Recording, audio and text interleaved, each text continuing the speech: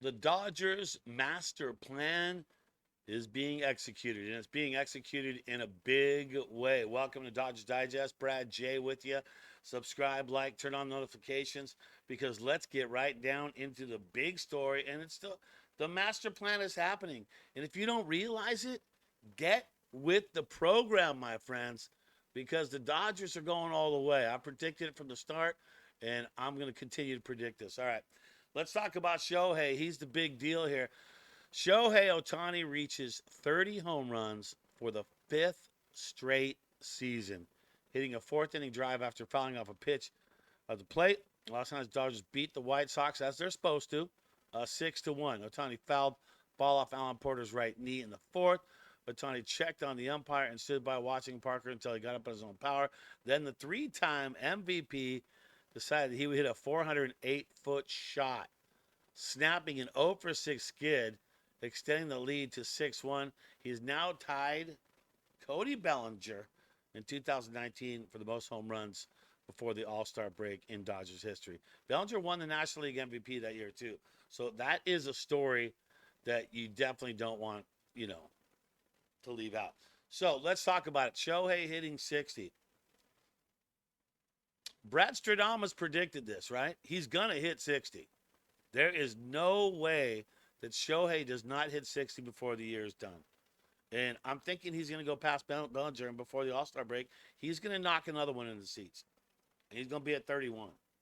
He's going to go 60. I've predicted this from when he hit his first one at the start of the season, and I'm hanging with it. I got receipts, so don't even try to call me out on it, okay?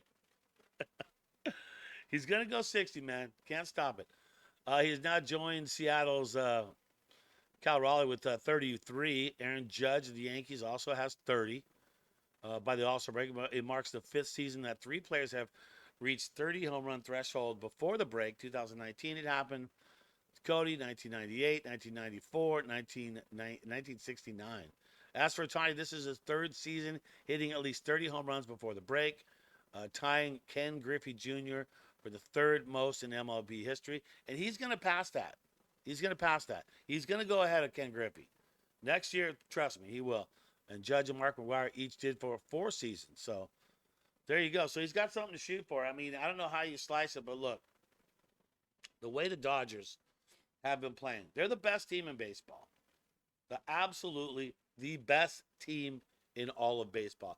They have the best record. And here's just the National League West. Detroit lost, so Dodgers have sole best record in all of Major League Baseball, 54-32. And remember what I said? Do you remember the words of Brad J when he was saying to you that at the end of the season, the Dodgers will be at least 10 games above their closest rival in the National League? And that right now is the Padres at 8. It's at 8. So it literally could be at 15. The way the Dodgers are going to just keep getting guys back and they're going to keep playing the way they're playing. Look, they're not even playing on full cylinders. They're not playing Dodger baseball to the T right now, but they still do the freaking math. They still got the best team in all of baseball. And I don't know how you could hate on that and say, oh, they got to do more. Look, with all the injuries the Dodgers have had and the fact that they are where they're at, 54-32, best record in baseball. The closest to them in the National League West is the Madres, 8 games back. Giants are 9 games back. And Arizona's 10.5. We don't even need, we can just erase the Colorado part at the bottom, right? So you just see where it's going. All right. So the Dodgers are on it. That's what's happening. They are going to win the World Series again. And they're going to get their perfect storm back. They're going to have guys coming back. They're going to get healthy and all that stuff.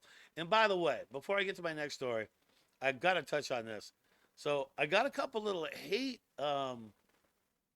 mails yesterday from people saying don't cover former Dodgers. Look, man, Barnes going to the Giants, I'm going to cover that story.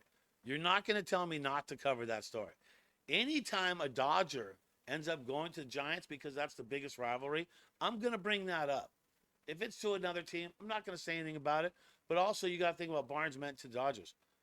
Part of 2 World Series championships, so you can't take that away from him. You don't want to hate on the guy. Maybe you don't want to hear the story, but anytime a Dodger goes to the Giants, I'm going to say something. So You're not going to control that, okay? You're not my producer. I don't even have one. Another Dodger pitcher on the injured list. No. Say it ain't so. Michael Kopeck. No. But he's downplayed the issue. It's a knee. The scans showed just some little inflammation. He received an injection.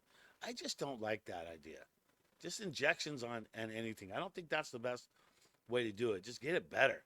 Mostly didn't want to compensate his drive leg and possibly lead to arm issues. Yeah, I get that because you're going to overcompensate for something. Yep. So he goes on the IL, and Will Klein is back up. So that's an unfortunate situation. Another Dodger injury to a pitcher. We don't need that. And the dude was playing good ball too. He was really playing some good ball. So hate to see him go down. He was very effective. At least we have to look at it this way. It's the knee, right? Not the arm. Not the throwing arm. So let's be happy about that, right? Let's move on from that. All right, let's keep it going here. Kershaw is on the mound tonight. I'm so excited. I'm going to this game. You can see what he's done in his last 3 appearances. Look at that. 1.50 ERA in his last 3 appearances. That's money right there. He's 4-0 and a 3.03 ERA. And he's going against Brandon Eisert.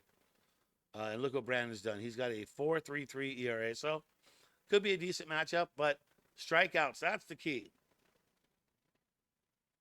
3. That's all he needs. Kershaw needs 3. 3 strikeouts, and he will have 3,000. So I'm going to be at that game tonight to watch history be made and the GOAT, Clayton Kershaw, to get 3 more strikeouts and to have 3,000 career strikeouts. I'm excited about that. That's going to be a good game.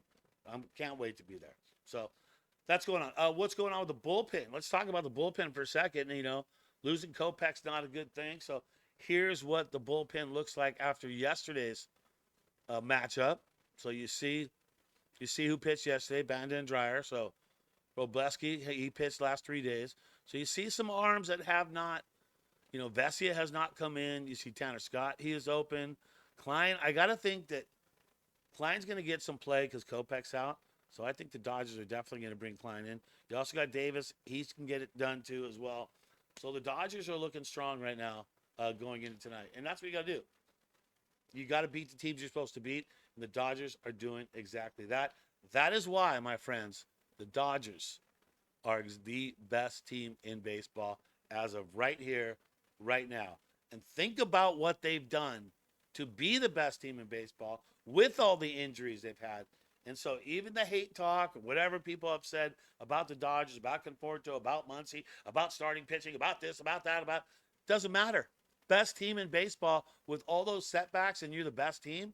When guys get healthy, how do you be even better than you already are? You're already the best team.